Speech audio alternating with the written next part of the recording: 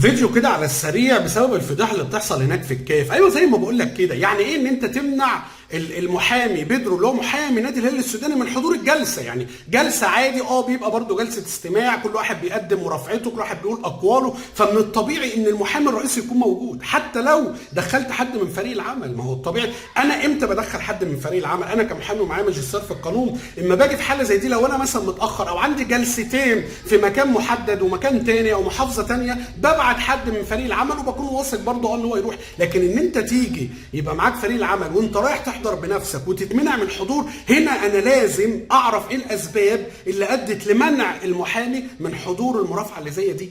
عايز اعرف، يعني لازم الهلال السوداني، اداره الهلال السوداني تنزل على صفحتها الرسميه وموقعها الرسمي وتعرفنا ايه الاسباب. الاول السلام عليكم ورحمه الله وبركاته، واهلا بيكم وفيديو جديد. ومعلش لو الواحد منفعل شويه، صلوا على النبي كده عليه الصلاه والسلام، وما يحلى الكلام الا بذكر الله. معلش لان زي ما قلت لك القضيه تخصنا كلنا. اهو تيشيرت الهلال السوداني، زملكاوي محب الهلال السوداني، داعم للهلال السوداني، وعشان خاطر اخواتنا المحترمين اللي بصراحه مش مقصرين معايا في الفيديوهات ولا على اليوتيوب ولا على الفيس، وبجد بشكركم جدا. لكن بنحاول ان احنا نعرف ايه الاسباب اللي ادت لمنع بيدرو من حضور الجلسه. معرفش ايه اللي بيحصل.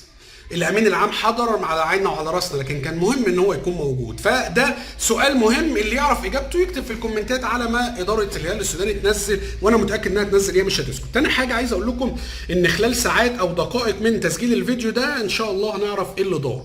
ايا كانت بقى النتيجه، ايجابيه هنقول الحمد لله، سلبيه يبقى انت بتعرف الناس كلها قد ايه فساد الكاف موجود والفضيحه موجوده، وقد ايه برضو ان الهلال السوداني ما بيسيبش حقه بالساهل، وهنصعد لمحكمه الرياضيه كاس. مش هنسكت، ده المعروف، واحنا برضو مش هنسكت، وده اللي احنا قلنا عليه. وعشان كده دايما بقول والله انتوا مش مقصرين اقسم بالله، بس في فئه بتبقى متكاسله، اللي هو مكسل يد اللايك، مكسل يد الشير. يا حبيب قلبي انا مش بتكلم على صفحتي، انا بتكلم على الصفحه الرسميه للهلال السوداني، بتكلم على صفحات مقدمين المحتوى المحبين للهلال السوداني. ما تاخدش كل شويه تقول اصل ده عايز ريتش يا عم، ما تفكرش كده، ما تفكرش بالطريقه دي. اللي عايز ريتش عايز ريتش، واللي عايز يدافع يدافع. المهم انت شايفه بيتكلم صح، شير يا باشا في كل مكان.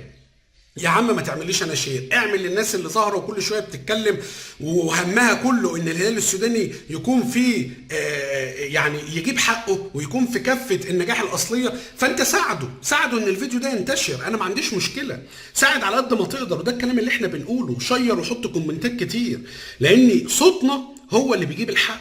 طول ما انت بتضغط، الاعلام بيضغط، الاتحادات الافريقيه بتضغط، الاتحاد الهلال السوداني بيضغط، الاتحاد السوداني بيضغط، اداره الهلال السوداني بتضغط، جميع الانديه، مقدمين المحتوى، السوشيال ميديا تما لما يكون هو ده الخبر اللي بيتكلم عليه، وخبر واحد وكل بيتكلم عليه، خلاص يبقى اذا دي خلاص بقت قضيه راي عام. وده اللي انا عايز اوصله لكم. السلام عليكم.